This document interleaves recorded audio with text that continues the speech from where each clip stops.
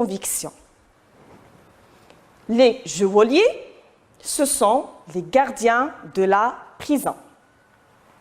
Le prêtre, il est un homme de religion, mais il est perçu par le condamné comme une machine, c'est-à-dire ce qu'il fait, c'est juste un automatisme qui se répète, et il est insensible carrément. Il rejoint presque la même posture de l'avocat. Il est insensible à quoi? À la souffrance du condamné. La foule, comme personnage principal, elle est nombreuse. Elle renvoie au peuple de Paris. Cette foule est assoiffée de sang. Elle considère l'exécution comme un spectacle, comme une fête, comme une célébration, et non pas comme une mise à mort d'un être humain. Du coup, cette foule, elle n'éprouve aucune pitié envers le condamné. Comme vous l'avez remarqué, j'ai souligné la souffrance de la famille, la souffrance du condamné. Dans cette œuvre, nous sommes devant l'expression des souffrances, des malaises, des peurs, des terreurs, des angoisses de ce personnage principal. Les personnages secondaires sont nombreux,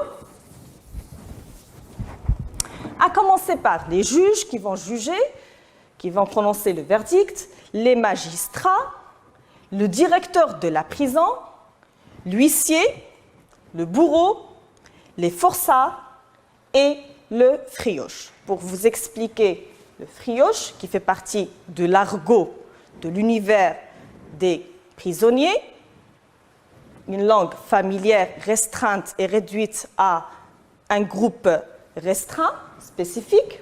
Le frioche, ça veut dire un condamné à mort.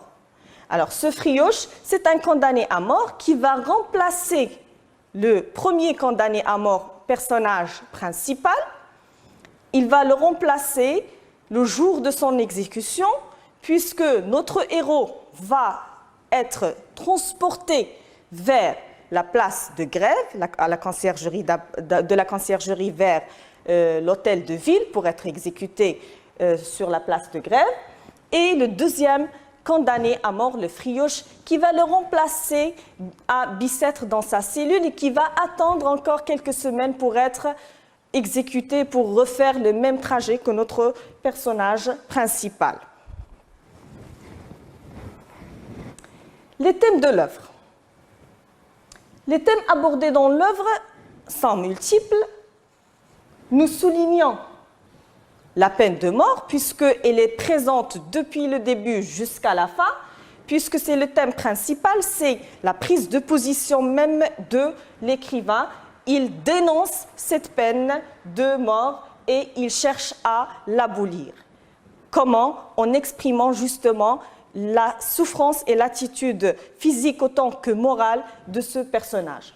On a la peur de la mort pour approcher et attirer les sensibilités des lecteurs et faire réfléchir en quelque sorte toute la société sur cette peine capitale. La violence, l'injustice, l'amour familial et bien évidemment les droits de l'homme, notamment le droit à la vie. Les lieux évoqués dans l'œuvre sont plusieurs. Généralement, ce sont des prisons, à commencer par la prison de Bicêtre. Par la suite, le personnage principal va séjourner à la conciergerie pour arriver vers la fin à l'hôtel de ville. Le quatrième lieu, qui est la place de grève, c'est le lieu où le personnage sera exécuté par le bourreau, avec toutes les acclamations de la foule qui est, on l'a déjà cité, assoiffée de sang. Vous l'avez remarqué, il n'y a pas de retour, il y a une rupture, un arrêt du trajet du personnage.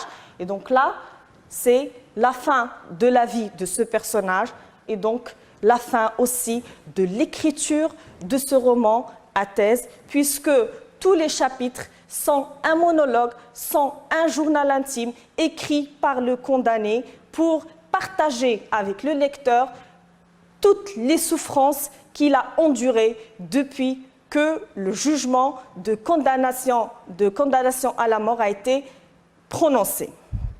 Alors, on arrive là à la fin de notre séance, mais je vous invite à lire le premier chapitre du Dernier jour d'un condamné qui fera l'objet de l'étude de la prochaine séance. Donc, à vos œuvres, lisez le premier chapitre, essayez de découvrir cette œuvre qui parle de la peine de mort.